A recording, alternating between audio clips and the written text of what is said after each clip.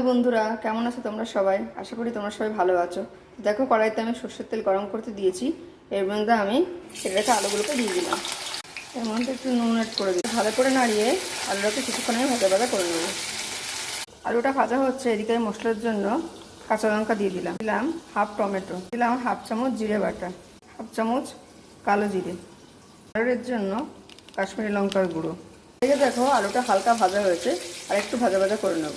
মশলার মধ্যে আমি নুন অ্যাড করে দিলাম, মধ্যে পরিমাণ মতো চিনি অ্যাড করে দিলাম। এবার আলুগুলোর মধ্যে কেটে রাখা কচুগুলো আমি অ্যাড করে দিলাম। কচুটা দেওয়ার পর এর মধ্যে আমি আরও কিছুটা নুন অ্যাড করে দিলাম।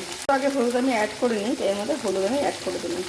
ভালো করে কচুর সাথে আলুটাকে ভালো করে নাড়িয়ে আরও কিছুক্ষণ ভাজা ভাজা আমি করে নেব। আলু একসাথে ভাজা হয়ে গেছে, এর মধ্যে আমি বেটে রাখা মশলাটা দিয়ে কষিয়ে নেব। তো দেখো, কালো জিরে বাটা দিয়ে কচু আলুর রসাটা আমার